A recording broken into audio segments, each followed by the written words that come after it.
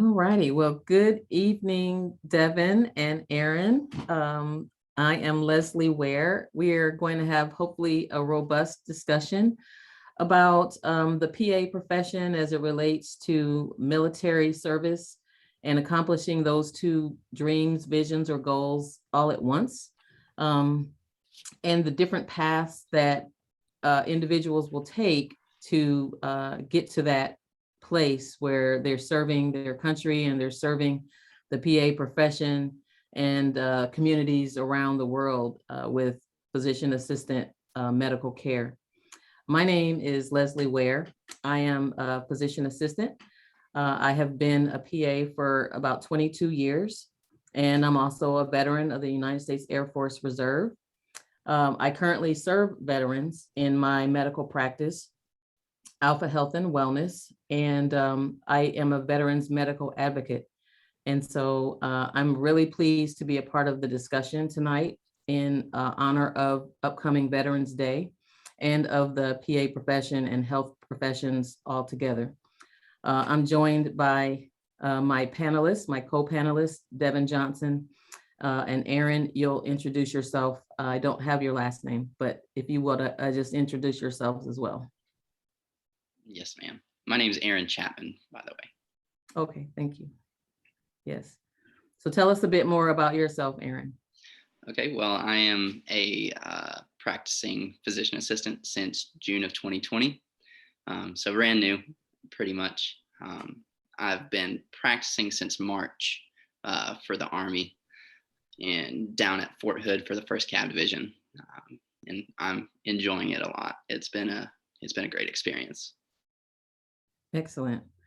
And any more you want to add about your background? Sure. So I'm from the Charlotte area in North Carolina. My family is military. Both my brothers are serving right now in the Air National Guard and active duty Army. And they've been a big influence on why I wanted to join as well. Okay. I'm an avid soccer player. Mm-hmm. I enjoy music. And I've really enjoyed my experience here at Fort Hood so far, and I'm excited for what the future holds. Excellent. All right, and Devin Johnson. Yes, okay. My name is Devin Johnson. I am a pre-PA student at Winston Salem State University. I'm in the United States Army Reserves. My duty station is up there at Fort Jackson in Columbia, and I'm also a ROTC cadet, and our host school is Wake Forest. I'm not a practicing PA yet, but I plan to apply in April. That's when I'm hoping the CASPA system opens, and I'm just excited to be here and learn from you too. All right, excellent. Aaron, we have a similar, sounds like, experience in terms of the impact of family being in the PA profession or being in the military. My journey, or I guess, started back in high school for myself. I was in high school ROTC, and I also was trying to decide what I wanted to do for a career path. And I really enjoyed health education. So I'm also a health educator. I have a master's in health education and wanted to be able to marry those two things in terms of serving people in a medical and clinical sort of setting, and then putting together the public health sort of background that I have. And so my oldest brother, Gary, is in the military. He was in the military as well. So he was active duty Air Force. He was a captain when he retired from the military. He received both his medical degrees while in the military, active duty. So I just was really excited that he was getting his education for free, right? So he got his PA education, as well as he's a cardiothoracic surgery perfusionist. And so when it was time for me to make my decision, I had gotten through undergraduate in community health education. Then I decided to join the master's program for PA education. And I felt like, golly, I'm a little bit far out from my, passing my MCAT and studying for that, preparing. And I wanted to find other paths or other ways that I could become a medical professional, but maybe not go to med school. and then that whole 4-year and after commitment. And so I had a really long conversation with him, and he, says it sounds like this might be a different means to the same end, which is really serving people and providing health education. That's the part that I really enjoy about what I do. And so he says, I think you should go for it. And so it really does help to have others that can be your mentors and kind of guide you through that decision-making process, For sure. Yeah. So Aaron, do you have was it someone in your family that was in in PA profession too, or just in the military? No, ma'am. Both of my brothers, my little brother, he's Air Air National Guard. He was the first in my family to join, and then my older brother joined the. Originally, he was Army National Guard, and then now he's active duty. Currently, they're both enlisted, and they're enjoying it as well. Okay. And then Yeah. they were a huge influence in making me want to do it, because when I was in PA school, I didn't necessarily know what field I wanted to go into, because I enjoyed it all. And I feel like I get a really good breadth of medicine within the Army. I see a little bit of everything, which is really neat. Like, I get to see a lot of younger soldiers versus those who have been at it for 30 years, and so there's a lot of medicine to be practiced, and it's a lot of fun. You get to meet a lot of really cool people. Yeah, absolutely. But I have 3 siblings, and they all were in the military. I'm the youngest, so I saw them all enter the military, and it was kind of a logical progression for me to go from ROTC to at least the reserve. I didn't want to be active duty, but I did want some assistance with my college, and the GI Bill that was available back then to help you pay for. Is the GI Bill still available? Yes, ma'am. Okay. So. Yeah, so the GI Bill helped me to pay for undergraduate school, and that was really a huge help at a time when I needed it. So, Devin, do you have any? Oh, by the way, Devin is my mentee, and she has done quite a lot of shadowing hours with me, and I can really tell that she has a sincere desire to join the ranks as a PA, and I'm really glad that she's taken the same or similar path that I've taken. I'm able to advise her a little bit better. Yes, she has. Yeah. Devin, do you have anyone in your family that is in medicine or that is in the military? Well, my godmother, she was in the Army Reserves for 30 years. She just retired, I think, last year around January. I wouldn't say that was such a heavily influence. It was more so like, paying for school, other stuff that made me want to join the military. So I would just say my godmother mostly, but no, I do not have anybody in the military or medicine. So works out perfectly. I'm a first generation of everything. Yeah, that's good. So you're a pioneer. Yes, ma'am. Yeah. Yes, ma'am. So tell me, Aaron, about your experience in so did you get your education while in active duty? Were you active duty when you were in school at Lenore Ryan? No, ma'am. I was a direct commission after I graduated. So I graduated in June, and then I didn't get my orders until October, actually, or I didn't get accepted till September. So I was kind of looking for jobs. I knew I was dead set on the Army. I just didn't know if I would get in that fiscal year or the next. But I was looking for jobs. I was working for my dad landscaping, actually, in the meantime. And then I got my orders, I got accepted, and then I started the whole Army experience November of last year, and then I was able to start practicing in March. Okay. Now, when you applied for PA school, did you know that there was that there was such a track that you could have joined active duty military and gone through getting your PA program through the military? I believe it was a thought that I had, but I didn't necessarily, at the time that I started, when I started thinking about PA school and all of that stuff. My brothers hadn't joined yet. It wasn't very big on my mind. I didn't know that I wanted to join until about halfway through PA school. So Mhm. it was in the back of my head, but I didn't seriously start pursuing it until until about midway.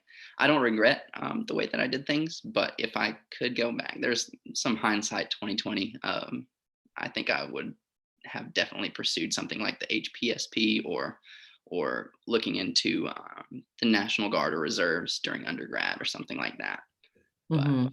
I'm happy Yeah, with where I'm at. I'm totally content. excellent. So tell me, Devin, did you have any, like, how did you find out about the PA profession and, decide that you were going to marry the two things? So I found out about the PA profession through you when I was in about 7th or 8th grade. I remember we were touring colleges and we went down to Spelman and we were speaking about, medical school. And that was really all I knew about medical doctor. I always knew I wanted to go into medicine. I just only knew about MD or DO. And I remember we were just having this conversation, and then, you opened your practice and allowed me to be there with you. And it was awesome. It was great. Like, I just loved it. As I found out more about the PA profession, like, being able to switch specialties, not just being stuck in one place. And I'm kind of a person who is like that, kind of like to move around a little bit. I figured this was awesome for me and it was great to do. How I wanted to marry it with the military was it worked out perfectly. There's a PA profession, active duty. And I just said, yeah, these two go perfectly. Like, I plan to do military for 20 years of my life. And medicine is something that I'm going to have until the day I die. So just said, put the two together, it works out great. So that's the plan. Yeah, that's good. And everybody doesn't have the benefit of having someone that they know that is a practicing PA or that's in the military. Yes. So do you think it would be helpful for you to have been introduced to both professions in high school, or did you ever have any, high school recruiters or anyone from health professions to come in and talk with your students, with the I, students? I did not. We did not have that. I would say recruiter wise, of course, there's always the recruiters who come down to the high school, try to get the kids to come in, active duty, National Guard, all of that. But that was just not my real interest. I knew I wanted to go to college. So I had to figure out how was I going to balance the two. And it was a lot, studying for my ASVAB, trying to make sure I can get into college. So that was like my ACT, you know what I'm saying? ACT, yeah, ACT and SAT. Trying to study for those together, making sure I get a good grade on that, and then also getting a good grade on the ASVAB, so I'm able to get in. It was just a lot. So I would say having somebody who's in both is awesome. A lot of people do not get that because I know I have some friends in undergrad who do not know a lot about the PA profession, and sometimes I'm just like, well, I'm blessed to have two mentors who are PAs and a veteran, so it just works out awesome. Having a mentor is always awesome, but just growing up with somebody is even better. Right, right. Erin, do you have anything you want to share about that? Um, I I feel like through my experience, I've had great mentors. I didn't have anyone in the health profession besides those that I was with through school, whether it was my friends or my mentors and professors like Dr. Murray. Um, but I was a little bit of a pioneer in my family when it comes to um, medicine. So I've had a great experience so far. I had a great experience through school. I had great mentors. Dr. Murray, thank you. Um, but uh, yeah, So what area did you say that you're practicing in now? so I'm in primary care. The primary care. Physician assistants in the Army tend to originally start out in primary care with uh, a battalion. My battalion's about 700 or so soldiers, so I oversee their care, and I get to take care of them and train with them. I get a platoon of medics. I have about 18 medics that I oversee and train. So I really enjoy that aspect of everything. I have a set morning every week that I get to set up classes and train with them. So it's a lot of fun. That's something that I really enjoy. I enjoy taking care of my patients, of course, but I really enjoy getting to mold these medics and see them grow. In the short time that I've been here, I feel like I've been able to teach medics, say, for example, a proper physical exam, how to take a good history, and broaden their knowledge further than I feel what they would get, say, in a civilian job as a medic. Mm-hmm. Which is That's what I really love. I think that sets us apart, especially when you're trying to get into PA program, that you have that, not just the hours, but you have that exposure, that experience, and they know that the military trained medics or med techs, I was the med tech in the Air Force Reserve, have a really great training. And my PA school, I graduated from the University of Nebraska Med Center. And that is the curriculum for the military that they use for PA programs. And so I really feel like I had a very robust, awesome, curriculum and educational experience that really, between that and the serving as a med tech and the training that you get in the military, it was awesome. It really sets me apart, I think, from other PAs, even in terms of my background and my experience. For sure.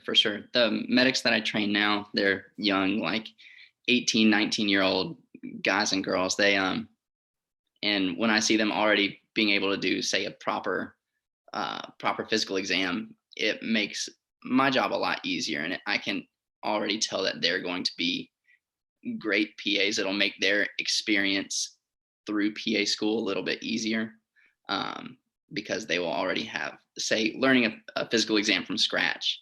That was tough. That was really tough right off the bat in school. And I feel like they would have a little bit of an edge as well when it comes to the school and say the hands-on aspect of everything. Right.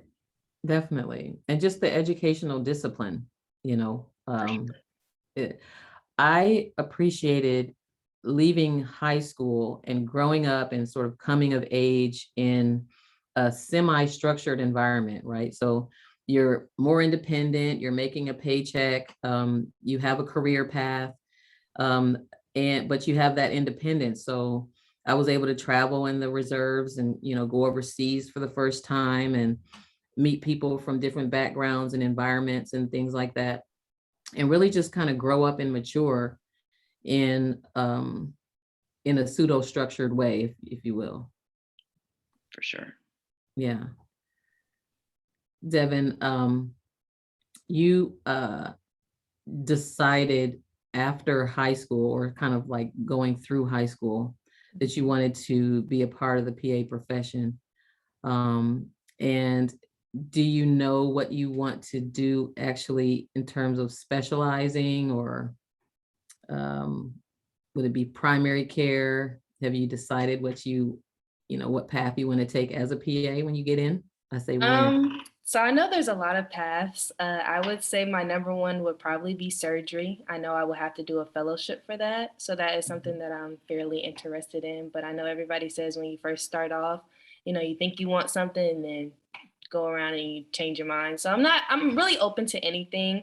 Learning from Aaron, being that I want to go active duty as an officer, PA, it seems like primary care is going to be my first one, and I'm perfectly fine with that. And, if I get to change specialties within those 20 years, that would be awesome. So. Yeah, I believe that primary care is such an awesome foundation, regardless of whether you want to specialize, because, all the things that you will see in surgery have their basis in some primary care issue. Right. And so it's really good to have that background. My brother and I, when we were having the conversation about what path I wanted to take, he's being a surgical PA. He says, well, you should search your personality and decide if you like quick results or if you're okay with monitoring things along and managing things along. And he knew that I was really big on patient education, which is another aspect of the PA profession that sets us apart, that educational piece. And he says, I like to see people at their sickest, and then I just patch them up and make sure that they're okay post-operatively, and then send them on their way. And I feel like I get the victory right away. But, you know, if you want to inch them along, and we'll adjust your blood pressure medicine and get your sugars under control, and we'll see you back in a couple months. Right. If that's how you feel rewarded in what you do, then that might be the path that you take. Yes, thank you for that. Yeah. So do you all, I've been asking some questions. Do you all have any burning questions for me? As you know, I'm so proud to be able to say that I am probably one of the few PAs who owns their own practice, direct primary care practice in particular in our state, and, you know, veteran and a minority and woman-owned practice owner. So do you all have any questions for me about that? I do, if you don't mind. So how did your military background influence your decision to own your own practice, say as an entrepreneur? I think more than anything, it gave me the discipline. I feel like I could not trade those years. I was in the Air Force Reserve for 9.5, almost 10 years. And the discipline that it gave me to, you know, accomplish so many tasks that are involved in owning your own practice. You know, you have to do things when you don't feel like it. And that's, if you all know, that's definitely what, at least basic training and, you know, some parts of being in the military, you do things that you don't necessarily feel like it, but it ultimately adds to everything that you're trying to accomplish. So I think that would be the big thing. And right now, with one of the services that I'm building out, or program that I'm building out with, advocating for veterans with their disability claims, that has really sparked a new interest in me in terms of serving veterans, and me being proud to be a veteran. It's helped me to be able to position myself to be procurement ready for government contracts, to provide services to Veterans Health Administration, and then just to help veterans on the individual level. I was just informed not long ago that there's a veteran service officer that came to see me, and he had been denied a disability claim a number of times, and I was able to get him 100% with $31,000 of back pay. And to know that I was able to make a huge difference in the future for him and his family, it is just so rewarding. Yeah, so I feel like it's kind of full circle. For sure. Yeah. What other questions?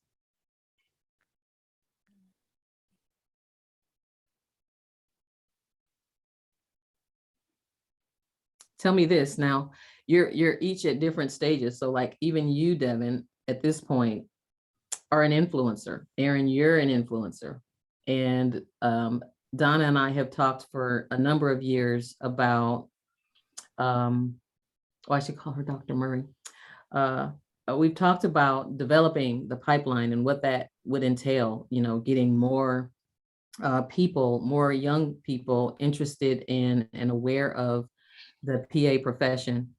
So how do you all think that you can help those young ones coming along to know that this is a possibility for them? Well, first, I would make sure that they're on the right track with their prereqs. You know, make sure they have a spreadsheet of whatever school they want to go to, how many hours it requires, if it's GRE requirements. Mainly just studying for the courses, because if you can't pass the courses in undergrad, it's going to be tough, you know, trying to get into PA school. So I would say I feel confident in maybe helping high school students, you know, plan their degree plan for undergraduate. That would be something that I feel I'm pretty confident in.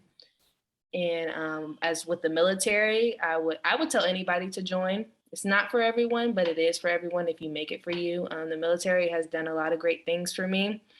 Just being on this panel right now, able to speak, and I'm not sweating a lot, it's helped me a lot with my public speaking, because you do a lot of briefs in the military. So it has its pros and it has its cons. But one thing I'll tell you the military would do is make sure that you're able to speak in front of somebody, have direct eye contact, and, you know, not stumble upon your words because you do so many briefs. So I feel like I could help out high school students, and maybe, you know, since I am a senior in college now, you know, help freshmen to juniors just get their degree plan ready, you know, God willing, I get accepted into PA school, and then I could be a mentor for undergrad students.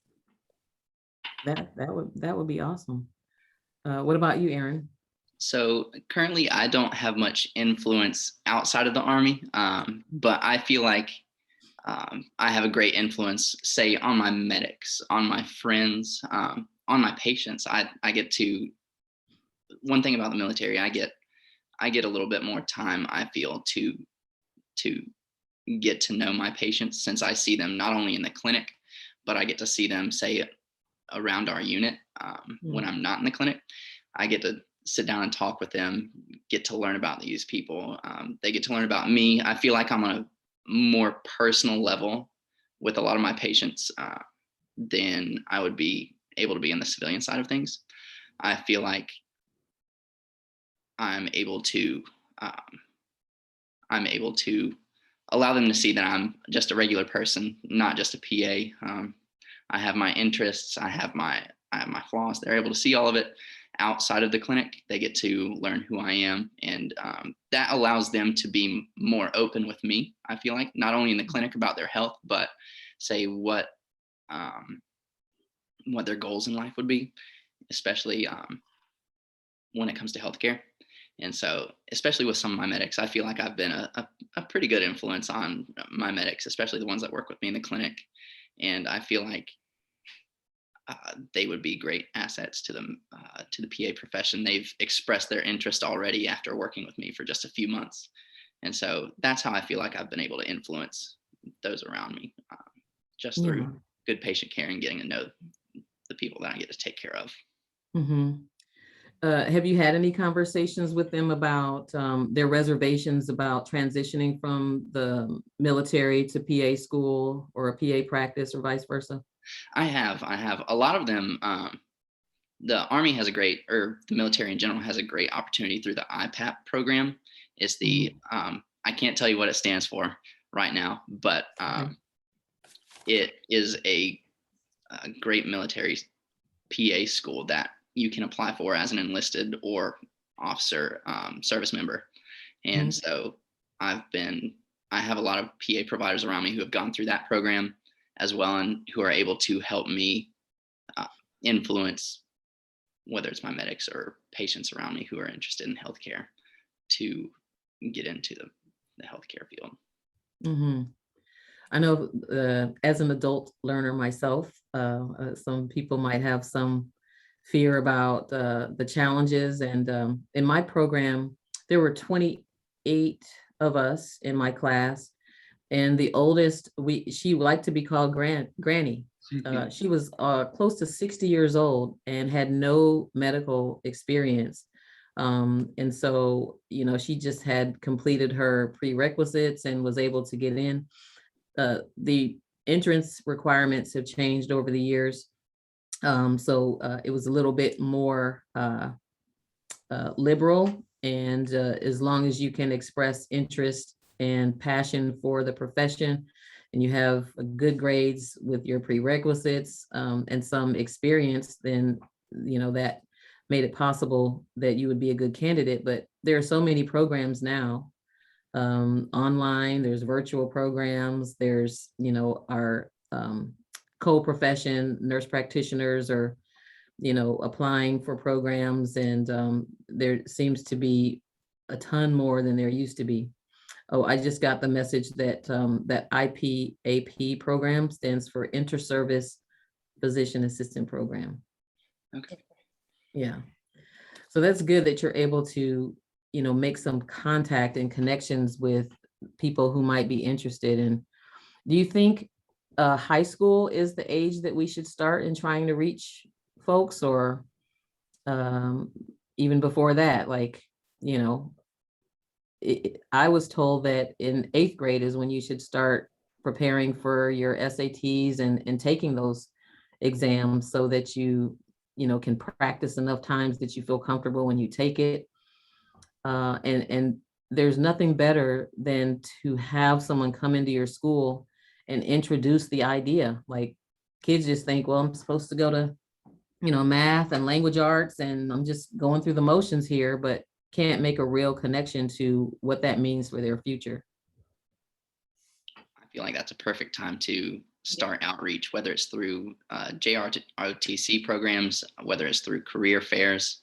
I believe high school, late middle school is a perfect time to reach out to these kids and try to get them serious about what they want to do, whether it's as a PA or as a medical professional or anything else, to help them set their goals for the future. I think it's a perfect time. Yeah, and I'm happy you brought that up, because now that I think about it, just my younger self, and as I am growing into a young woman, I wish I would have known the stuff I knew at 8th grade. Granted, you did introduce the profession to me, but I just wish, I would have took a little bit more. I took my grades more serious in high school, and I did not do that. So definitely, I would agree with you and say late middle school, going into 9th grade, we should start introducing the profession, the military. What is the next plan in life? Because those 4 years go by quickly. So. Yeah, they are really critical. There are so many applicants that the application process and the pools are just a lot more folks wanting to enter the profession. And the programs and the number of seats haven't grown that much over the years. So you definitely have to be well prepared and already be sort of impassioned about the journey you're going to take. I would say, just thinking about your question that you asked me, Aaron, when I was in PA school, I could say it felt a little like being in basic training or being in the military, because you have to be able to present the case, present it precisely and quickly, and you may come across some physicians or personalities that their goal is to trip you up, and so it's sort of like the breaking down and the building up all over again, but in the spirit of becoming a great practitioner. So I think that'll you'll have that to your advantage too. Aaron, did you attend ROTC? No, ma'am, I didn't. I was a direct commission. I did my undergrad. I played 2 years of collegiate soccer. Then I went on to get my EMT certification. I was able to work almost full time doing that during undergrad. I would stack my classes, say Monday, Wednesday, Friday. I would work Monday, Wednesday, Friday nights, just to help pay some bills and get a little spending money on the side, and to get my experience for PA school, because I knew that's what I wanted to do. And so I wasn't able to do ROTC. It wasn't offered at the school that I went to at Lenoir-Rhyne, but I feel like I'm happy with the way I went about things, because I feel like I wouldn't be the person I am today without it. Yeah, absolutely. And I'm sure you've been a patient in the civilian healthcare setting and now practicing in the military setting.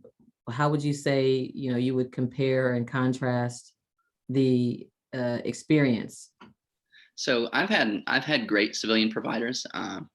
Just in my history with civilian providers, they were great. They've been great. They just haven't necessarily had the time to get to know me as much as I would like, whether it comes to RVUs or seeing a bunch of patients a day. I probably see about 10 to 15 patients a day. So it's not a heavy schedule, but it gives me time to actually sit down and get to know what these patients are going through, and get to know them a little bit more outside of their health, like say where they're from or what they enjoy doing, what their job is. And I feel like that's what I've noticed has been the main difference, is I've been able to sit down and get to know these guys and girls more than I feel like I would be able to do on the civilian side of things. Yeah, in the civilian world, that's called the social determinants of health. And they don't give you much more time to take that deep dive with your patients, but that is an expectation that you will address those things and you get to know your patients. So that's really good that you're able to see fewer folks, but manage their care better. For sure. Yeah. All right. Does anyone have any last thoughts that you would leave? Say there's a young person who is watching this that is trying to consider what their life goal is going to be as far as their career path. Any last minute advice or pearls that you would give? I'd say to go for it. I've enjoyed it a lot. I've gotten the opportunity to kind of spread my wings. I've always been one to be close to home. This has given me the opportunity to travel, gives me a lot of career advancement opportunities, education opportunities, travel opportunities, and just the chance to learn more about myself when I'm away from everything that I've known. Say, growing up, I've been in the same spot, North Carolina. I didn't know much different. And then it was a little bit of a culture shock moving all the way to Texas. And so I've enjoyed it. I've enjoyed the opportunities that I've gotten, and I'm excited for the future opportunities that I'm going to have as well. So I'd say go for it, for sure. And Excellent. just to piggyback off of him, I would definitely say go for it. I know PA school is way harder than undergrad, but right now I just feel like I'm at like a stagnant movement, and it's just a lot on me, like overwhelming. But once that overwhelming feeling goes away, you have the prize right in front of you. So that's just what I look forward to. And I would definitely say there's a whole bunch of things on Google and just Instagram accounts. I know everybody's really big with social media. I would definitely say try to find that mentor, because there's a lot of people who are out here that want to help you and guide you to the PA profession. So I would definitely say just network. Network is a huge thing. Yeah, that definitely is huge. I would say go for it too, because there are many ways to skin a calf, as my mom used to say. And people, even now, I've been a PA for 22 years, and now folks will ask me, well, don't you just want to go to med school? So are you gonna go to med school? Like, people haven't figured the whole profession out yet. But I would say that if your real goal is to help people and to take care of their health and to educate them about risk factors for different health conditions and that sort of thing, if you want to take care of families and just be in a real caring profession, then you should choose the PA profession. And if you want to establish best practices in your own practice, then there's no better way to go through it than to go through the military PA programs and to serve your country as a PA professional in the military. So thank you both so much for sharing your thoughts and exchanging our notes and experiences. And I look forward to, Devin, you entering into the profession. I just know that you're going to get there because you have demonstrated definitely that you have the passion for it and the acumen for it. So kudos to you in advance. And Aaron, thank you again for your service. I can't remember exactly what papers that I might have reviewed with your medical documentation, but I'm sure that you did a great job, and I gave you all those like great marks. Thank you. All right. You'll have a great rest of your night. You as well. Thank you so much. Yes. Happy Veterans Day in advance.